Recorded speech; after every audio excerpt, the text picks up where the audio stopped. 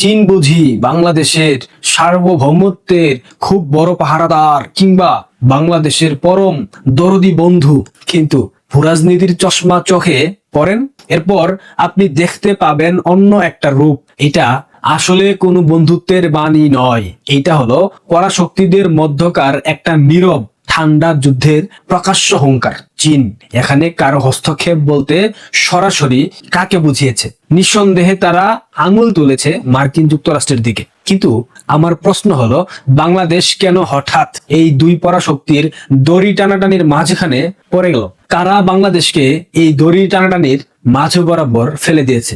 একদিকে আমেরিকার সাথে, অন্যদিকে চীন থেকে অত্যাধুনিক যুদ্ধ বিমান এবং সামরিক সরঞ্জাম কেনার প্রক্রিয়া চালাচ্ছে। সবশেষ চীন সফরে তারেক রহমান যাওয়ার পর আমরা সেটাই শুনতে পেলাম। তারেক রহমানের পিআর টিম, পিনাকি, ইলিয়াস থেকে শুরু করে যারা যারা আছে সবাই তারেক রহমানের মারাত্মক প্রশংসা করলো। চীন এবং আমেরিকা এই দুই চিরশত্রুর সাথে একসাথে পীড়িত কিংবা রোমাঞ্চ করা, এটা যে কত বড় বিপদজনক এবং এই খেলা আমাদেরকে কোন অন্ধকারে নিয়ে যাচ্ছে, এটা তারেক রহমানের সরকার টের পাচ্ছে না। দুই নৌকায় পা দিয়ে চলার এই খেলা শেষ পর্যন্ত দেশের জন্য বড় কোনো বিপর্যয় ডেকে আনবে, আমি বলে গেলাম।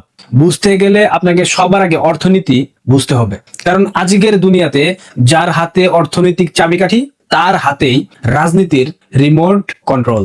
বাংলাদেশ আমেরিকার সাথে যে বাণিজ্যিক কিংবা কৌশলগত চুক্তি করেছে কিংবা আরো যেসব চুক্তি করার প্রক্রিয়া চালাচ্ছে, সেগুলোকে আন্তর্জাতিক বিশ্লেষকরা অনেকেই দেখছেন এক ধরনের অর্থনৈতিক পরাধীনতা হিসেবে, এবং এটা অলরেডি প্রমাণিত। কিন্তু তারপরেও তারা এই ধরনের কথা কেন বলছেন? বিশ্লেষকরা নিশ্চয়ই কোনো কারণ অবশ্যই আছে। মার্কিন যুক্তরাষ্ট্র যখন কোনো তৃতীয় বিশ্বের বা উন্নয়নশীল দেশের সাথে বড় ধরনের বাণিজ্যিক চুক্তি করে, তারা কিন্তু শুধু ব্যবসায় করে না, তাদের প্রতিটি চুক্তির পেছনে থাকে শত শত পাতার গোপন এবং প্রকাশ্য শর্ত। যেমন শ্রম আইন তাদের মনের মতো করে পরিবর্তন করতে হবে, মানবাধিকারের নিয়মিত সার্টিফিকেট দিতে হবে, ইন্টেলিজেন্ট প্রপার্টি রাইটস কিংবা মেধাস্বত্ব আইন কঠোর করতে হবে, এবং তাদের ইচ্ছে মতো দেশের বাজার উন্মুক্ত করে দিতে হবে। আপনার নিজের দেশে আপনার যে অর্থনৈতিক সিদ্ধান্ত নেওয়ার স্বাধীনতা ছিল, সেটা পরোক্ষভাবে ওয়াশিংটনের হাতে চলে গেল। বাংলাদেশের ক্ষেত্রে ঠিক তেমনটাই হয়েছে। বাংলাদেশ যে চুক্তি করেছে তাতে বাংলাদেশের অর্থনৈতিক সিদ্ধান্ত নেবার আর কোনো স্বাধীনতা নাই। এখন থেকে সব সিদ্ধান্ত নেবে ওয়াশিংটন, অর্থাৎ বাংলাদেশের অর্থনীতির নিয়ন্ত্রণ করবে ওয়াশিংটন। পুরো পৃথিবীর আন্তর্জাতিক ব্যবসা চলে মার্কিন ডলারে। বাংলাদেশ যে পোশাক রপ্তানি করে, বাইরে থেকে জ্বালানি তেল কেনে, সবকিছু লেনদেন হয় ডলারে। আমেরিকা যখন দেখে কোনো দেশ তাদের বলয়ের বাইরে যাওয়ার চেষ্টা করছে, তখন তারা সরাসরি যুদ্ধ ঘোষণা করে না, তারা ব্যবহার করে তাদের অর্থনৈতিক নিষেধাজ্ঞা, স্যাংশন, কারণ তাদের হাতে আছে ইউএস ডলার।